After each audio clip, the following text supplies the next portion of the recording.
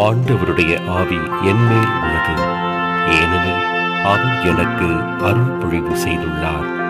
ஏழைகளுக்கு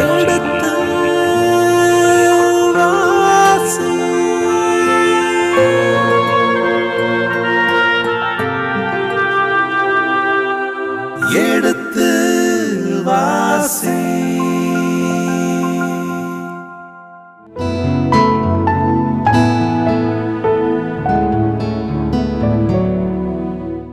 இனி இதயங்களே எடுத்து வாசி நிகழ்ச்சியில் பருவம் 2 சாமுவேலின் முதல் புத்தகத்துடனான விவிலிய இறை வசனங்களுக்கு சேவைப்படுத்திக் கொண்டிருக்கின்றோம்.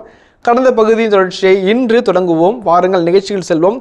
உங்கள் சார்பாக தந்தையவர்களுக்கு வணக்கம் சொல்லி நிகழ்ச்சியை தொடங்குவோம். வணக்கம் தந்தையவர்களே.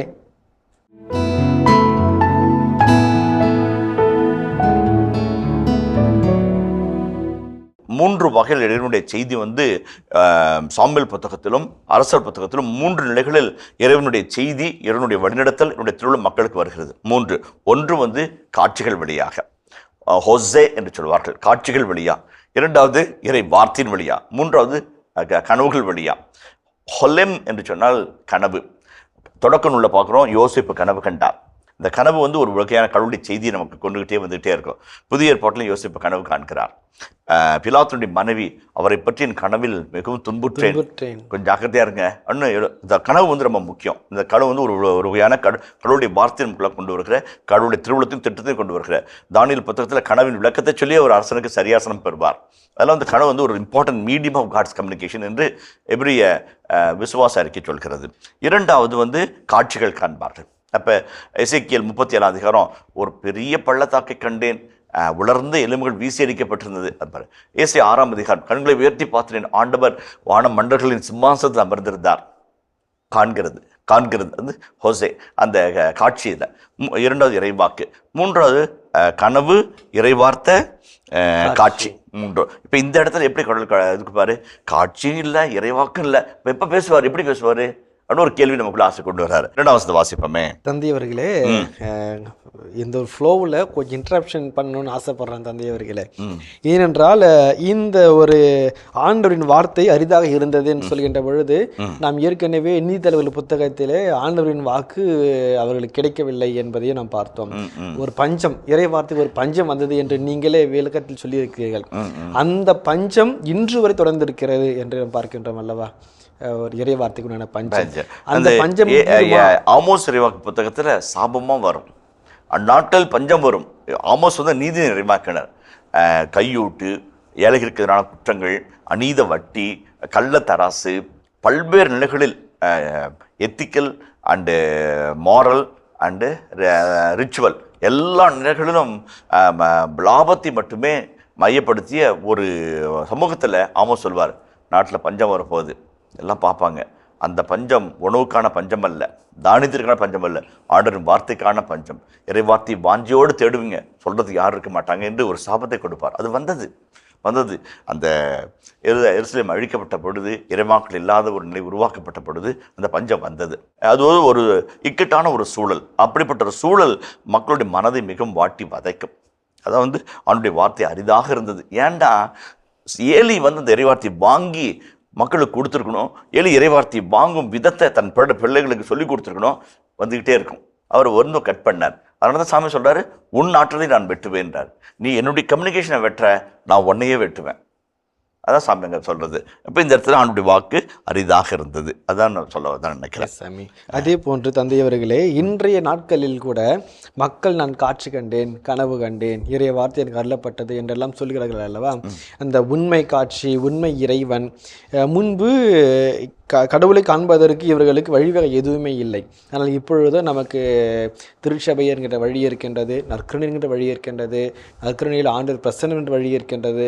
இதையும் தாண்டி ஒரு சில மக்கள் அதையும் தாண்டி செய்திகளை பெறுகிறார்கள், கேட்கிறார்கள், கொடுக்கிறார்கள் என்கின்ற பொழுது அதை மக்கள் எவ்வாறு புரிந்து கொள்வது, நாம் எவ்வாறு புரிந்து கொள்வது என்ற ஒரு கேள்வி எனக்கு இருக்கின்றது தந்தையவர்களே. அது ஒரு மிகப்பெரிய பகுதி. ஓரிரு வார்த்தைகளில் விலகி சொல்ல முடியாது. ஒன்று இறை வார்த்தை என்பது ஒரு பகுதி, இறை வார்த்தையின் விளக்கம் என்பது மறுபகுதி. இன்றைக்கு நாம் பார்க்கிற ஒரு சின்ன சங்கடம் என்னவென்றால், விளக்கத்தை வார்த்தையாகவும் வார்த்தையை விளக்கமாகவும் பார்க்கிற ஒரு அவலம் இருக்கிறது. நான் சரியாக சொல்கிறேன்னான்னு தெரில. இறை வார்த்தை என்பது ஒரு தனி தொகுதி, இறை வார்த்தை விளக்கம் என்பது ஒரு தொகுதி. அந்த இறை வார்த்தை விளக்கம் என்பது நம்முடைய ஆழ்தன்மைக்கு ஏற்ப, கேட்பும் மனனுடைய ஏற்ப அது மாறுபடும். இப்போ நம்முடைய தென்னிந்திய பகுதியில் வடக்கு தமிழகத்தில் நான் ப்ரீச் பண்ணேன் அப்படின்னாக்க, அந்த மக்களுக்கு என்ன தேவையோ அந்த வகையில் அந்த வார்த்தையை விளக்கி கொடுப்பேன். இறைவார்த்தை திரித்து சொல்வது கிடையாது, இறைவார்த்தை அவ்வளோ வாழ்க்கையின் அவலங்களோடு ஒப்பிட்டு விளக்க சொல்வது. இதே வார்த்தையை கடற்கரை வர மக்களிடம் சொல்லும்போது அவர்களுக்கு தேவையான மன வலிமை, மனத்திடன், தளரா மனம், நம்பிக்கையோடு போராடுகிறது விளக்கம். இப்போ யாருக்கு நம்ம சொல்கிறோமோ, பெண்களுக்கு, இளைஞர்களுக்கு, விளக்கம் என்பது ஒரு தனி, அதாவது ஹெர்மினோட்டிக்ஸ் என்று சொல்வார்கள். ஹெர்மினோட்டிக்ஸ் என்று சொல்வார்கள். இன்றைக்கு நிறைய பேர் ஹெர்மினோட்டிக்ஸே இறைவார்த்தை, நான் சொல்கிறது தான் விளக்கம், அதோட வேறு விளக்கமே இல்லை அப்படின்ற மாதிரி. அப்படி சொல்ல முடியாது. அப்படி பார்த்தோம்னாக்க ஆயிரக்கணக்கான கமெண்ட்ரிஸ் எழுதியிருக்கிறாங்க. ஆமோஸ் இறைவாக்கு புத்தகத்தை போட்டு கிட்டத்தட்ட உலக புகழ்பெற்ற விளக்க உரைகளே ஒரு 60 இருக்குது. அப்போ அவ்வளோ அவங்களுடைய தன்மை புரிஞ்சுக்கிறாங்க, அந்த தன்மைக்காக அவங்க விளக்குறாங்க, அந்த தன்மைக்காக அவங்க மக்களுக்கு விளக்கி சொல்கிறாங்க. அந்த விளக்கும் தன்மை திருச்சபைக்குள்ளாக, திருச்சபையின் சட்டத்திற்குட்பட்டு, திருச்சபை பரிந்துரைக்கிற ஒரு சில முறைமைகளை பயன்படுத்தி விளக்க சொல்ல வேண்டும். அதுதான் ரொம்ப முக்கியம். என்னுடைய முனைவர் பட்ட ஆராய்ச்சி கட்டுரையின் பொழுது என்னுடைய தீசஸ் கைடு டைரக்டர் தான் சொல்வார், நம்முடைய விளக்கவர்கள் திருச்சபையின் கட்டளைக்குட்பட்டு, திருச்சபையின் பரிந்துரைக்குட்பட்டு, திருச்சபைக்கு உள்ளாக நாம் விளக்குரை கொடுக்க வேண்டும் என்று ஒரு அழகான கருத்தை சொன்னார். அதுதான் திருச்சபையுடைய மனநிலையும் கூட, திருச்சபையின் கோட்பாடும் கூட. இன்றைக்கு இப்படிப்பட்ட திருச்சபைக்கு வெளியே இருக்கிறவர்கள், ஒரு கட்டுக்கோப்புக்கு உள்ளாகிறவர்கள் தான் தோன்றித்தனமாக சில சமயத்தில் தங்களுடைய கருத்துக்களை விளக்குவர்களுக்குள்ளாக கொடுத்து அதுதான் என்று வாதிடுகிற அவலத்தையும் நம்ம பார்க்கணும். அதுக்கு ஆங்கிலத்தில் 2 வார்த்தை இருக்கிறது, எக்ஸஜீசிஸ், யூசஜீசிஸ். எக்ஸஜீசிஸ் என்பது இறை வார்த்தை கொடுக்குற விளக்கம், யூசஜீசிஸ் என்பது உங்களுடைய வாழ்க்கை இந்த இறை வார்த்தைக்குள்ளாக கொடுக்குற விளக்கம். ரெண்டுக்கும் வித்தியாசம் இருக்குது. ரெண்டும் நல்லது தான், தப்பு கிடையாது. அதை கரெக்டாக புரிஞ்சுக்கணும். அந்த முறைமையை புரிந்து கொண்டு விளக்கும் போது விளக்கம் வரும். இறை வார்த்தையுடைய இது அப்புறம் இன்னொரு வார்த்தை சொல்லுவாங்க, அடிக்கடி சொல்லுவாங்க, ப்ராஸ்பரிட்டி காஸ்பல் என்று சொல்வார்கள். வளமை நற்செய்தி அப்படிம்பாங்க. வளமை நற்செய்தின்னா எப்பயுமே ஆறுதலாக சொல்கிறது, எப்பயுமே ஆசீர்வாதமாக சொல்கிறது, எப்பயுமே வளமையாக சொல்கிறது, எப்பயுமே ஆண்டவனை தூக்கி பிடிப்பார், ஆண்டவனை உயர்த்துவார், ஆண்டவனை பழுகி பெருக செய்வார், நீ இதை கொடு அதை கொடு. அந்த ப்ராஸ்பரிட்டி காஸ்பல் என்பது நமக்கான ஒரு சுயநலத்தை உள்ளடக்கிய ஒரு விளக்கு முறையாகத்தான் பல வெளிமன்றங்கள் சொல்வார்கள். இறை வார்த்தை கருக்கு வாய்ந்த இருபக்கம் கூறிய வாளுக்கு ஒப்பாகும். அறுத்து எரிஞ்சிடும். ஒரு மருத்துவன் கை இருக்கிற கத்தியை போல நம்ம அறுத்து ரணப்படுத்தி சீல் பிதுக்கி கட்டு போட்டு மருந்திட்டு நம்ம குணப்படுத்தும் வல்லமை வாய்ந்தது இறைவார்த்தை. அதை நம்ம அனுமதிக்கணும். இறைவார்த்தை ஒரு ஃபேன் காற்று மாதிரி ஜில்லுன்னு காற்று ஒரு சொகுசாக உட்காந்துருப்போம். அதெல்லாம் பற்றி எரியும் நெருப்பு. உம்மை பற்றி பேசாவிட்டால் என் எலும்புகள் பற்றி எரிகிறது. Your word is like a fire shut up in my bones என்று எரேமியா சொல்வார். அதே போல பார்த்தால் எரேமியானுடைய ஒரு பக்கத்தில் நம்முடைய வார்த்தை சம்மட்டி போல் இருக்குது என்பார். இறை வார்த்தை சம்மட்டி அடித்தா எந்த பாறையும் உடச்சி சுக்கு நூறாகணும். கல் மனமோ, இறுகிய மனமோ, பாவப்பட்ட மனமோ, ஆண்டவரை அறியாத மனமோ, ஆண்டவரை அச்சப்படாத மனமோ, இறுகிய பாறை அடித்து நவுத்தணும். நம்ம ஃபேன் போட்டு பார்க்குறோம், எல்லா இடத்துல ஃபேன் அடிச்சுக்கிட்டே வருவோம், சொகுசாரு. அதுதான் மக்கள் என்ன விரும்புகிறாலும் அதை சொல்ல ஆசைப்படுறோம். அதுவல்ல விளக்க உரை என்பது. அதுதான் நான் சொல்ல வரேன். அப்பொழுது ஒரு நாள் ஏலி தம் உறைவிடத்தில் படுத்திருந்தார். கண் பார்வை மங்கிவிட்டதால் அவரால் பார்க்க முடியவில்லை. இந்த 2ஆம் வசனம் மிக அழகான வசனம். பொதுவான ஒரு சூழலை விளக்கிவிட்டார். ஒரு ஜென்ரல் இன்ட்ரோடக்ஷன் கொடுத்துட்டாரு. இப்போ பர்டிகுலர் இன்ட்ரோடக்ஷன் வராரு. ஒரு நாள் ஏலி. அந்நாட்களில் இறை வார்த்தை அரிதாகிறது, அந்நாட்களில் காட்சியும் இல்லை. ஜென்ரலாக சொல்லிட்டு அப்படி கேமரா க்ளோஸ்அப் ஷாட்டில் வருது. என்ன பண்ணாரு, ஒரு நாள் ஏலி படுத்திருக்கிறாரு. கண் பார்வை மங்கி விட்டதால் அவரால் பார்க்க முடியவில்லை. கண் பார்வை மங்கி விட்டதை நிறுத்தியிருந்தா அந்த வாக்கியம் முற்றுப்பட்ட வாக்கியம். கண் பார்வை மங்கி விட்டது, பார்வை இல்லை, முடிஞ்சு போச்சு. ஆனால் அவரால் பார்க்க முடியவில்லை. ஏன் சொல்கிறாங்க, சிந்தட்டிக் பேரலிசம் அப்படிம்பாங்க. ஒரே கருத்தை 2 வாரத்தில் சொல்கிறது. ஒரே கருத்தை முன் சொன்ன கருத்தை பின்பக்கமும் சொல்லி அது வலியுறுத்துது. கண் பார்வை மங்கி விட்டது, அவரால் பார்க்க முடியவில்லை. நிறைய பேர் நம்ம யோசிச்சுப்பாங்க, வயசாயிருச்சு, கண்ணு மங்கிருச்சு, அந்த காலத்தில் கண்ணாடி இல்லை, ரிம்லெஸ் கிளாஸ் இல்லை அப்படின்னு நினச்சிட்டு இருப்போம். அவர் சொல்றாரு, கண் பார்வை மங்கிவிட அவர்கள் பார்க்க முடியவில்லை. ஏன் பார்க்க முடியல? தன் பிள்ளைகள் செய்கிறார்கள், பாசம் மக்கட்டி போட்டுருச்சு, பார்த்தும் பார்க்காம போயிட்டார். அவர்கள் செய்கின்ற ஒழுக்கத்துக்கு எதிரான செயல்பாடுகள், நீதிக்கு எதிரான செயல்பாடுகள், ஆலய பழிக்கான தூய்மைக்கான எதிரான செயல்பாடுகளை பார்த்தும் பார்க்காமல் போய்விட்டார். அவரால் பார்க்க முடியவில்லை. இவர் பார்க்க முடியலன்றக்காக கடவுள் பார்க்காம இருப்பாரா? கடவுள் பார்த்தார். அதுதான் இந்த காட்சி அழகாக சொல்லுது. அந்த எபிரேய வர்ணனைகளில் அந்த கோடிங்ஸ் இருக்கும். அந்த கோடிங்க்கு இது ஒரு அழகான ஒரு சான்றாக அமைகிறது. அடுத்த வசனம் இது விட அழகான வசனம். கடவுளின் விளக்கு இன்னும் அணையவில்லை. இது வந்து ஸ்பேஷியல் அண்ட் டெம்பரல் என்று சொல்வார்கள். ஒரு விளக்கு முறை சொல்லும்போது, ஒரு காட்சி அமைப்பின் போது ஸ்பேஷியலா டெம்பரலா. இப்போ நம்ம வந்து அது எந்த ஒரு சினிமா டைரக்டரோ ஒரு நாடக டைரக்டரோ வந்து அந்த நாடக அமைப்பு மேடை எப்படி இருக்குன்னு பார்ப்பாங்க. லைட்டிங் எப்படி இருக்கணும், பகலுக்கு ஒரு லைட்டிங்கு, நைட்டுக்கு ஒரு லைட்டிங்கு, விடிகாலத்துக்கு ஒரு லைட்டிங்கு, நூனுக்கு ஒரு லைட்டிங்கு, ஈவினிங் ஒரு லைட்டிங்கு. அதாவது டெம்பரல் அண்ட் ஸ்பேஷியல் ரெண்டுமே வந்து காட்சி அமைப்புக்கு ரொம்ப முக்கியம். அதில் வந்து ஸ்பேஷியல் சொல்லிட்டார், எங்கே படுத்திருக்கிறாரு, பார்க்க முடியல, இதெல்லாம் சொல்லிட்டார். அப்போ டெம்பரல் சொல்கிறார், விளக்கு இன்னும் அணைக்கப்படலை அப்படின்னாக்க நைட்டில் தான் விளக்கு எரியும். அப்போ அது ப்ரீ டான் ஈவெண்ட் அப்படிங்கிறார். விடியறதுக்கு முன்பாக நடக்கிற ஒரு நிகழ்ச்சி என்று சொல்வார். இது வந்து டெம்பரல் கேட்டகரி. இதை டெம்பரல் கேட்டகரியாக பார்த்தோம்னாக்க ஒரு டைமை இது குறித்து காட்டுது, ஒரு இரவு வேளையில் நடக்கிறது அப்படின்னு நினைப்போம். ஆனால் இது வந்து கடவுளுடைய விளக்கு அணையல்ன்றது அந்த முதல் வசனத்தோடு போய் தொக்கி நிற்கிது. அந்நாட்களில் காட்சி அரிதாக இருந்தது, இறை வார்த்தையும் இல்லை, ஆனால் விளக்கு அணையப்படவில்லை.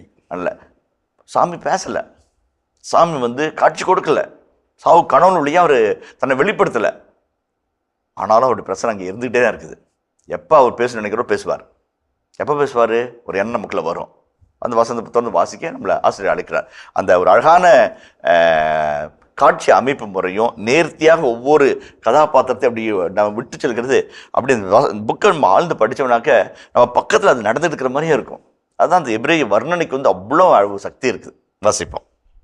கடவுளின் விளக்கு இன்னும் அணையவில்லை. கடவுளின் பேழை வைக்கப்பட்டிருந்த ஆண்டவரின் இல்லத்தில் சாமுவேல் படுத்திருந்தான். கடவுளின் பேழை, அது கடவுளின் பேழை, உடன்படிக்கையின் பேழை, அதாவது ark of the covenant, ark of God என்ற பல்வேறு வகைகளில் இந்த வார்த்தை வருது, இந்த வார்த்தை பயன்படுத்தப்படுகிறது. ஆர்க் என்பது அரோன் என்கிற எபிரேய சொல்லுக்கு நம்ம ஏற்கனவே நம்ம பார்த்தோம். உடன்படிக்கை பேழை, அந்த உடன்படிக்கையின் பேழைக்குள்ளாக 3 பொருட்களை வச்சுருப்பாங்க. அதையும் நம்ம பார்த்தோம். மோயிசனுடைய கற்பலகை, 10 கட்டளைகள், கடவுளால் கொடுக்கப்பட்ட கற்பலைகள், அதேமாதிரி ஆரோனின் கோல், அதுமாதிரி மன்னா, மூன்று அங்கே இருக்குது. இது வந்து நிறைய விளக்கம் சொல்லலாம், நான் சொல்லணும்னு தெரில. இந்த 3மே வந்து கடவுளுடைய பர்சனாலிட்டியை குறித்து காட்டுறது. அது வந்து ஏதோ பொருள் கிடையாது, ஏதோ ஒரு மெமரி கிடையாது. Personality. The stamp of Aaron கடவுளுடைய வல்லமை குறித்து காட்டுது. சிங்கடை நோக்கி அடி, அது பிரிந்தது, பாறை அடி, தண்ணீர் புறப்பட்டு வந்தது இல்லைங்களா? அப்போ கடவுளுடைய வல்லமை குறித்து காட்டுகிறது. 10 கட்டளைகள் கடவுளுடைய திருவுளத்தை சொல்லுது. நான் உன் கடவுள், நீ என் மகள், இப்படி தான் நடக்கணும், நீ என் பிள்ளை இப்படி தான் நடக்கணும். அவருடைய திருவுளத்தை சொல்லுது. மன்னா, அடுப்பு மூட்டாமல், விரவு பொறுக்காமல், சூடு பண்ணாமல் 40 வருஷம் சோறு போடுறாரு. கடவுளுடைய ப்ராவிடன்ஸ் குறித்து காட்டு. The power of God, the personality of God, the providence of God. 3 piece அவருடைய உள்ள வச்சிருக்குது. அதான் அந்த உடன்படிக்கையின் பேழை என்பது கடவுளுடைய கேரக்டர் உள்ள வச்சிருக்கிறாங்க. கடவுளையே தூக்கிட்டு போகிறாங்க. அவருடைய பராமரிப்பு, அவருடைய வல்லமை, அவருடைய திருவுளத்தை தூக்கிட்டே போகிறாங்க. உடன்படிக்கையின் பேழை அங்கே இருக்குது. அங்கே வந்து அப்போ கடவுளுடைய அங்கே இருக்கிறார். அந்த உடன்படிக்கையின் பேழை என்பது கடவுளுடைய பிரசன்னத்தை குச்சிட்டி காட்டுகிறதாக ஆசிரியர் விளக்கி சொல்கிறார். அப்போ உடன்படிக்கை வைக்கப்பட்டிருந்த ஆண்டவரின் இல்லத்தில், ஆண்டவர் இருப்பதனால் அது ஆண்டவரின் இல்லம். இது வந்து பெத் எல் என்று சொல்வார்கள், ஆண்டவருடைய இல்லம். ஆண்டவர் என்றால் அதுனாய் இல்லைங்களா, யாஹ்வே அதான் ஆண்டவர். பெத் எலோஹிம் வந்து ஆண்டுடைய கடவுள், கடவுளுடைய இல்லம். ஆண்டுடைய இல்லம் வந்து பெத் அதுனாய், அந்த ரொம்ப அழகான வார்த்தை. அது ஆண்டவரின் இல்லம். நம்ம வீடு கட்டுறதுலாம் கேட்பாங்க, ஃபாதர் எங்கள் வீட்டுக்கு ஒரு பேர் வைங்க ஃபாதர். பெத் அதுனாய், பெத் எலோஹிம், பெத் ஷலோம், பெத் சிம்ஹா, பெத் ஷலோம், இதெல்லாம் அந்த அழகான வீடு பேர். நம்ம என்னென்னமோ பேர் வைப்போம் வீட்டுக்கு. இதெல்லாம் வீடுத்துன்னு எடுத்துன்னு ரொம்ப அழகாக இருக்கும். ஒரு அக்கா வந்து கேட்டாங்க, வீடு வந்திருக்கிறோம் ஃபாதர், நிலம் வந்திருக்கிறோம், ஒரு பேர் சொல்லுங்கள். நாங்கள் பெத் பெரேக்கா அப்படின்னு, ஆசீர்வாதத்தின் இல்லம். பெரேக்கா என்றால் ஆசீர்வாதம், பெத் என்றால் இல்லம், பெத் பெரேக்கா. அவங்க அவ்வளோ சந்தோஷமாக போனாங்க. நம்முடைய இல்லம் வந்து ஆசீர்வாதம் இல்லமாக இருக்கணும். இது வந்து கடவுளின் இல்லம், ஆண்டவரின் இல்லம் என்று அவர் சொல்லுகிறாங்க. அப்போ வந்து சாமுவேல் படுத்திருந்தார். அது இந்த காட்சி சொன்னேன். ஹெட்ஸ்பக் என்கின்ற அந்த வீடியோ பேராசை சொல்வார். இது வந்து ஒரு இன்குபேஷன் ஸ்லீப்பை வந்து சுட்டி காட்டுகிறதுன்னு சொல்வார்கள். ஒரு சில அறிஞர்கள் ஒத்துக்கொள்வது கிடையாது. என்னவாக இருந்தாலும் ஆண்டுடைய பேழையின் பக்கமாக சாமுவேல் படுத்திருந்தார். 2 இறைவாக்குகளை சொல்ல ஆசைப்படுகிறேன். இறை வார்த்தைகள் நம்ம பார்ப்போம். 4ஆம் அதிகாரம் 4ஆம் வசனத்தை வாசிப்போமே. 4:4 வீரர்கள் சிலோவுக்கு ஆள்களை அனுப்பி கெருபுகளின் மீது வீற்றிருக்கும் படைகளின் ஆண்டவரது உடன்படிக்கை பேழையை அங்கிருந்து கொண்டு வரச் செய்தனர். ஏலியின் இரு புதல்வர்களான ஒப்பினியும் பினகாசும் கடலின் உடன்படிக்கை பேழையோடு இருந்தனர். உடன்படிக்கை வேலையோடு இருக்கிறாங்க. அவங்க உடன்படிக்கையோடு இருந்தாங்க. ஒரு ஆணுடைய அடியார், இறைவனால் தேர்ந்தெடுக்கப்பட்டவர்கள், இறைவனுடைய பாதுகாவலராக இருப்பவர்கள் அந்த உடன்படிக்கையோடு இருக்கணும். சாமுவேல் இருக்கிறார். இது வரைக்கும் ஒஃப்னி பினகாஸ் இருந்தாங்க, இது வரைக்கும் ஏலி இருந்தார். இதுக்கு மேலே யார் இருப்பா? சாமுவேல் இருக்கிறார். எண்ணிக்கை 7ஆம் அதிகாரம் 89ஆம் வசனத்தை வாசிப்போம். ஆண்டவருடன் பேசும்படி மோசே சந்திப்பு கூடாரத்தினுள் சென்றார். இரு கெருபுகளிடையே உடன்படிக்கை பேழையின் மேலிருந்த இரக்கத்தின் அரியணையிலிருந்து பேசிய குரலை அவர் கேட்டார். ரொம்ப அழகு பாருங்க. அப்ப இந்த மோசேவை போல சாமுவேல் அங்கே படுத்திருக்கிறாரு. மோசேவை போல உடன்படிக்கை இருக்கிறாரு. கெருபுகளுக்கு மத்தியிலே இருந்து ஆண்டவர் இரக்கத்தின் அரியணையிலிருந்து, மெர்சி சீட்ல இருந்து அவர் பேசுவார். பேசுறத மோசே கேட்டார். இவருக்கு பேசுவாரா, இவரை கேட்பாரா என்ற ஒரு காட்சியை ஆசிரியர் முன்பாக படம் பிடிக்கிறார். அதுதான் எண்ணிக்கை நூல் 7ஆம் அதிகாரம் 89ஆம் வசனம் அதை சுட்டி காட்டுகிறது. அதை போலவே ஆமோஸ் 8:11 வாசிப்போமே. தலைவராகிய ஆண்டவர் கூறுகின்றார், இதோ நாள்கள் வரப்போகின்றன, அப்பொழுது நாட்டினுள் பஞ்சத்தை அனுப்புவேன். அது உணவு கிடைக்காத பஞ்சமோ நீரில்லாத வறட்சியோ அன்று, ஆண்டவரின் வாக்கு கிடைக்காத பஞ்சமே அது. கடவுளுடைய வார்த்தை அரிதாக இருந்தது. அப்போ அந்த வார்த்தை பஞ்சத்தில் அங்கே மக்கள் கஷ்டப்பட்டு இருக்கிறாங்க. உடல் பேசுவாரா? அப்போ உடன்படிக்கையின் பேழை இருக்குது, கெருபுகள் மத்தியில் ஆண்டவர் இருக்கிறார், மோசேவை போல சாமுவேல் இருக்கிறார். யார் பேசுவா, யார் கேட்பா என்ற ஒரு காட்சி அமைப்பு ஆசிரியர் அழகாக கண்பாக காட்டுகிறார். அந்த வகையில் நம்ம பார்க்கும்போது சாமுவேல் அந்த இடத்துல ஆண்டுடைய வாக்குக்காக காத்திருக்கிறார் என்று ஹெர்ஸ்பர்க் இன்குபேஷன் ஸ்லீப்பில் காத்துக்கிறாரு. தக்க சூழல், தக்க நேரம் ஆண்டவர் பேசுவாரா? ப்ரீ டான் ஈவெண்ட், அந்த விடியற் காலையில் கனவுகள் வரும். அந்த விடியற் காலையின் வர கனவுகள் வழியாக ஆண்டவர் பேசுவார் என்று அண்மை தொன்மை கிழக்கு நாடுகள் இருந்த குருக்கள், இறை வழிபாட்டில் நம்பினாங்க. ஆசிரியர் இந்த இடத்துல சாமுவேலை அந்த அவற்றின் பின்னில் வைத்திருக்கிறார் என்று அந்த ஹெர்ஸ்பர்க் என்கின்ற அந்த விடிய பேராசிரியர் குறிப்பிட்டு சொல்வார். அதை நம்ம தொடர்ந்து வாசிப்போம். அப்பொழுது ஆண்டவர் சாமுவேல் என்றழைத்தார். அதற்கு அவன், இதோ அடியேன் என்று சொல்லி ஏலியிடம் ஓடி, இதோ அடியேன், என்னை அழைத்தீர்களா என்று கேட்டான். அதற்கு அவர், நான் அழைக்கவில்லை, திரும்பிச் சென்று படுத்துக்கொள் என்றார். அவனும் சென்று படுத்துக்கொண்டான். ரொம்ப அழகான காட்சி, ரொம்ப அழகான காட்சி. வீட்டுக்கு ரொம்ப பிடிச்சது. நம்ம சின்ன பிள்ளைங்கிட்ட ஒளிஞ்சிக்க மறைஞ்சிக்கன்னு விளையாடுவோம். நம்ம போய் ஒளிஞ்சிக்க நீங்கள் கண்டுபிடி அப்படிமா. அது போய் செவத்தில் ஒழிச்சிட்டு 1 2 3 எடுப்போம். நம்ம போய் ஒண்டிக்குவோம். அது அப்படியே தேடிட்டு வரும். இங்கே பார்த்துட்டு அதுன்னு சொல்லுவேன், கண்டுபிடிப்பாங்க. கடவுளும் சமையலும் விளையாடுறாங்க. கடவுள் சமையல் அப்படிங்கிறாரு, அவனை எதிர்க்கிறாரு, போய் ஒட்டிக்கிறாரு. அவங்க எங்கே சுற்றி யாரும் ஒருத்தன் காண்பிட்டு எலி கூப்பிட்டீங்களா ஐயா அன்ட்டு அங்கே போய் கேட்குறாரு. நான் கூப்பிடலப்பா, போய் தூங்குப்பா அப்படின்னு அவர் தூக்க கேட்டதை எரிச்சல்ல சொல்கிறாரு. வந்து படுத்துக்கிட்டார். இயல்பான காட்சி, ரொம்ப அழகான காட்சி. விவிலியத்தில் ஒரு குழந்தையோட கடவுள் ஒரு விளையாண்ட ஒரு காட்சி வேறு எங்கேயும் பார்க்க முடியாது. புதிய ஏற்பாடுகள் இந்த ஒரு காட்சியை பார்க்க முடியாது. கடவுள் விளையாடுறாரு. எவ்வளோ அழகான ஒரு குழந்தைத்தனமான ஒரு கடவுள் பாருங்க. ஒரு குட்டி பையன் எழுப்பிவிட்டு போய் ஒழிச்சிக்கிறாரு. ஒழிச்சிக்கிட்டு இருந்து சாமுவேல் கூப்பிட்டு பேர் சொல்லி கூப்பிட்றாரு. விவிலியத்தில் வந்து ரொம்ப அழகான ஒரு கருத்தை வந்து கார்தினால் மரியம் மர்த்தினி ரொம்ப பிரியமான ஒரு விவிலிய விரிவுரையாளர் சொல்வார். விவிலியத்தில் யார் பேரெல்லாம் வருதோ அதெல்லாம் ரொம்ப முக்கியன்னு அர்த்தம். முக்கியமாக அவர்கள் கருதப்படாவிட்டால் அவருடைய பெயர் இருக்காது. உதாரணத்து பாருங்களேன், மோசேனுடைய அப்பா பேர் இல்லை, அம்மா பேர் இல்லை, ஆனால் அவருடைய சகோதரியுடைய பெயர் இருக்குது. அதே போலவே ஆண் குழந்தைகளை உயிர் காப்பாற்றிய சிஃப்ரா புவா என்கின்ற 2 எகிப்திய தாதி பெண்களுடைய பெயர் இருக்குது. அதெல்லாம் வந்து முக்கியம். உயிர் காப்பார்கள். அவங்களாம் உயிரை காக்கிறவங்க. அரசனுடைய வன்முறை கலாச்சாரத்திற்கும் சாவு கலாச்சாரத்திற்கும் சாவு மணி அடித்து எங்களால் இயன்றவற்றை வாழ்வின் கலாச்சாரத்தை நிலைநிறுத்துவோம் என்று போராடிய மனிதர்கள். அவங்க பேரெல்லாம் பைபிள் குறிப்பிடுது. அந்த மாதிரி எங்கெங்கெல்லாம் விழுத்தில் தங்களுடைய பெயர் இருக்கிறதோ அவர்கள் எல்லாம் மிக ஆசீர்வாதம் மக்கள், கடவுளுக்கு மிக பிரியமானவர்கள், கடவுளுடைய வல்லமையில சக்திகள் அர்த்தம். அந்த மர்த்தினி சொல்லும்போது சொல்வார், ஒரு தடவை பேர் வந்தாவே ரொம்ப ஆசீர்வாதம், பெரிய முக்கியத்துவமான மனிதர்கள். 2 தடவை வந்துச்சுனாக்க அவங்க ரொம்ப முக்கியம், ரொம்ப பிரியன்னு அர்த்தம். மொய்சா, அப்ரஹாம், மார்த்தா, சிமோனே. இந்த டபுள் டைம் வந்து டபுள்லி லவுட் அப்படின்னு சொல்லி அழகாக விளக்கம் சொல்வார். அந்த மாதிரி அதில் தான் வந்து வெளியத்தில் கூட சொல்லுவாங்க, ஏசியா 43 கூட பெயர் சொல்லி உன்னை அழைத்தேன் அப்படின்னு சொல்லுவார். அது வந்து ரொம்ப முக்கியம், நீ எனக்கு முக்கியம் அப்படிவார்.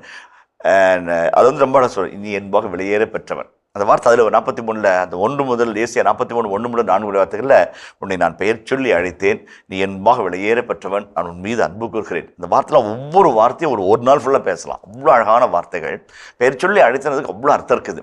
இப்போ வந்து இங்கே சாமி சொல்கிறார், அவரை வந்து சாமுவேல் அப்படின்றாரு. சாமுவேலுக்கு புரியல, யாருன்னு தெரியல, ஏன்னா கடவுள் ஒழிஞ்சிக்கிட்டார். அப்போ வந்து ஏலிக்கிட்ட போகிறார். ஏலி வந்து பார்த்தோன்னே அவருக்கு ஒன்று டக்குன்னு இருக்கணும், நீ நானும் தான் தூங்கிட்டு இருக்கணும், உன்னை யாரா கூப்பிட்டா, சாமி கூப்பிட்டு போகிறோம் அப்படின்னு யோசிச்சிருக்கணும். அவர் யோசிக்கலை. அவர் நினச்சாரு இந்த நாள் வரைக்கும் அவர் அங்கே தூங்கியிருப்பார், சாமி அவர்கிட்ட பேசியிருப்பார். அவர் நினச்சாரு சாமி நம்மக்கிட்ட தான் பேசுவார், இவன் பொடியன் இவன்கிட்ட போய் பேசுவாரா அப்படின்னு ஒரு எண்ணம் இருந்திருக்கலாம். இல்லை வரம் கூட இருந்திருக்கலாம், நான் சொல்கிறேன் வந்திருக்கலாம். ஆனால் 3வது அவன் போக்கில் கடவுள் பேசுகிறாரு, புரிஞ்சுக்கிட்டார். அதான் ஒரு அழகான குறியீடு. ஏலி வந்து ரொம்ப நல்ல மனிதர். சின்ன சின்ன தவறுகளினால் அந்த ஆசீர்வாதத்தை இழந்து போனார். அந்த 3வது அகலை வரும்போது அவருடைய உண்மையான மனநிலை அழகாக புலப்படும். அதை நான் பிற்பாடு சொல்கிறேன். ஃபஸ்ட்டு டைமே அவர் புரிஞ்சிருந்தாருன்னா ஒரு மாமனிதராக இருந்திருப்பார். ஆனால் அவருக்கு நான் கூப்பிடல போய் தூங்குப்பா அப்படின்னு விட்டார். சிறுவன் சாமுவேல் ஐயா கூப்பிடலையாட்டுங்கன்னு வந்து படுத்துக்கிட்டான். 2வது தடவை வாசிப்போமே. தந்தை அவர்களே, இந்த இடத்துல எனக்கு சிலிர்ப்பூட்டிய ஒரு செய்தி, ஒரு சின்ன விஷயம். கடவுள் பேசினார். முன்னாடி அவர் பேசினதை கேட்டவங்கெல்லாம் மிரண்டு போய் பயத்தில் நடுங்கினாங்க. ஆனால் இன்னைக்கு கடவுளுடைய மென்மையான குரல் வருது. அதுக்கு ஒரு செய்தி வச்சிருக்கிறேன். ஐயோ, சொல்றேன் கேட்டது 3வது காட்சிக்கு வரும்போது சொல்றேன். ஓகே சாமி, நான் வெயிட் பண்றேன் சாமி. வருடது வாசிப்போமே. ஆண்டவர் மீண்டும் சாமுவேல் என்று அழைக்க அவன் எழுந்து ஏலியிடம் சென்று, இதோ அடியேன், என்னை அழைத்தீர்களா என்று கேட்டான். அவரோ, நான் அழைக்கவில்லை மகனே, சென்று படுத்துக்கொள் என்றார். முதலாவது நான் அழைக்கவில்லை, போய் படுத்துக்கொள் என்கிறார். 2வது வந்து ஏலி வந்து எரிச்சல் அடையலை. அதில் 2 காட்சி இருக்குது அமையாது. ஒன்று வந்து சாமுவேல் என்ன சொல்கிறான், இதோ அடியேன் என்கிறார். எபிரேய மொழியில் அடியேன் என்பது இதோ அடிமை என்பதற்கான ஒரு மறுச்சொல். எவ்வெது என்பது ஒரு வார்த்தை. இதே வார்த்தை கடவுள்கிட்டையும் அவர் பயன்படுத்துவார். ஆண்டவரே பேசும், அடியேன் கேட்கிறேன். ஏலியினுடைய அடியானாக இருந்தேன், இன்றைக்கி நான் அடியானாக மாறுறேன், பட்டம் வாங்குறாரு. அது ரொம்ப அழகு. அந்த ஆசிரியர் வந்து அந்த ஒத்த சொல்ல வச்சு விளையாடுறாரு. இதோ அடியேன், இந்த குட்டி பேர் சொன்னால் இதோ அடியேன், அந்த கடவுள் கூப்பிடுவார். அது கூப்பிட்றது கடவுள்னு தெரிஞ்சோடனே ஆண்டவரே பேசும், அடியேன் கேட்கிறேன். அழகாக அப்படி பார்ப்பார். அந்த ஒரு வார்த்தை தான் இங்கே சொல்லும்போது அங்கே சொல்லும்போது, இங்கே சொல்லும்போது குப்பை கொட்டுறவன், அங்கே கூப்பிடும்போது உலகத்தை சுத்தம் பண்ணுறவன். அந்த காட்சியில் அந்த வார்த்தையை வச்சு ஆசிரியர் அழகாக விளையாடுவார். இதுவும் அடியேன் கூப்பிட்டீங்களா அப்படிங்கிறார். நான் உன்னை கூப்பிடவில்லை மகனேம்பார். 2வது பாரு ரொம்ப அழகாக இருக்கும். அது மகனேம்பார். அப்போ வந்து அவங்க பொறுமை இழக்கலை. பையன் ஏதோ கனவு கண்டு வளர்றானோ அல்லது வந்து தூக்கத்தில் தருமாறுறானோ, மகனே நான் அவனை கூப்பிடல, மகனே போய் தூங்கு. அது வந்து ரொம்ப அழகான ஒரு பாச உணர்வு பார்க்குறோம். கூப்பிட்டீங்களா ஐயா, இதோ அடியேன் உங்கள் வேலைக்கார நிற்கிறேன், சொல்லுங்கள் தண்ணி வேணுமா, பாத்ரூம் கூப்பிட்டு போகணுமா, பாசமாக கேட்குற ஒரு அழகான ஒரு குட்டி பையன். மகனே நான் அவனை கூப்பிடல சாமி, நீ போய் தூங்குக்கண்ணே. அப்பாவோட அன்பான ஒரு அழகான பண். அது 3வது காட்சிக்கு வருவோமே. சாமுவேல் ஆண்டவரை இன்னும் அறியவில்லை, அவனுக்கு ஆண்டவரின் வார்த்தை இன்னும் வெளிப்படுத்தப்படவில்லை. சாமுவேல் ஆண்டவரை அறியவில்லை, ரொம்ப அழகான வார்த்தை. அந்த வார்த்தையை நம்ம அப்படி மேலாவட்ட பார்த்தோம்னாக்க சிம்பிளாக தெரியும். ஆனால் வந்து அதில் அடங்கியிருக்கிற அர்த்தம் ரொம்ப அழகான அர்த்தம்.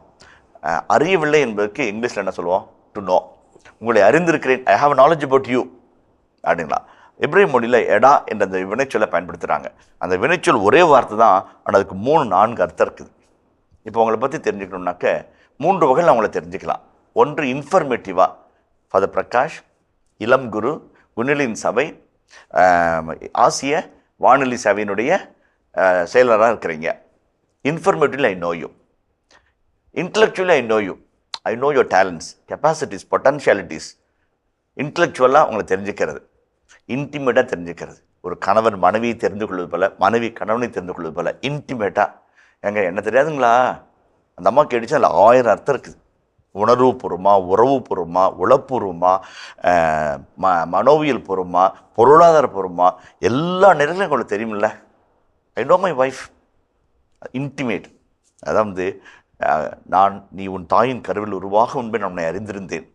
எளிமையாக கடவுள் சொல்கிறார்.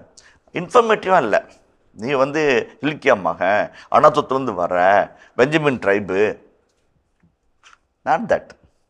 இன்டலெக்சுவல் இல்லை, உனக்கு குருத்துவ பண்ணிட்டு இன்ட்ரெஸ்ட் இருக்குது, நல்லா பேச வரும், நல்லா நடிச்சு காமிப்ப, இன்டலெக்சுவலாக தெரியல. இன்டிமேட்டாக ஐ நோ யூ, நீ என்ன அறியணும்னு நான் உன்னை அறிஞ்சிருக்கிறேன். இனி இதயங்களே, எடுத்து வாசி நிகழ்ச்சியில் சாமுவேலின் முதல் புத்தகத்திற்குண்டான விவிலிய இறை வசனங்களுக்கு செவிமடுத்துக் கொண்டிருக்கின்றோம். இதன் தொடர்ச்சியை மீண்டும் அடுத்த பகுதியில் பார்ப்போம். அதுவரை இணைந்திருங்கள். இயேசுவுக்கே புகழ், இயேசுவுக்கே நன்றி, மரியே வாழ்க. நீ நபியாக மாறு என்று வழிநடத்துறார். அது அந்த ஓட்டப்பந்தயத்தில் ஓடிட்டு ஒரு ரவுண்டு ஓடிட்டு அந்த பட்டனை அப்படி கொடுப்போம், அடுத்ததை வாங்கிட்டு அவன் ஓடணும். எலி புரிஞ்சுக்கிட்டார், நம்ம ஓட்ட முடியுது, பட்டனை கொடுக்கணும் நேரம் வந்துருச்சு, கொடுத்தார். நிறைய பேருக்கு வராது, மனசு வராது. எக்ஸ்டென்ஷனு, பதவி உயர்வு, பதவிக்கால நீட்டிப்பு அழகாக கொடுக்குறார், நீ எடுத்துக்கோ. அவர் மோய்சனோடு பேசினார், எலியாவோடு பேசினார், இறைவாக்களோடு பேசினார். பற்பல வகைகளில் முற்காலத்தில் நம் முன்னோரிடம் பேசிய கடவுள் நாம் வாழும் இக்காலத்தில் நம் மகடியாக பேசுகிறார். அந்த எபிரேய மக்கள் ஆல்வேஸ் தி பிலீவ்ட், நம்ம புரிஞ்சுக்கிற மாதிரி தான் சாமி பேசுவார்.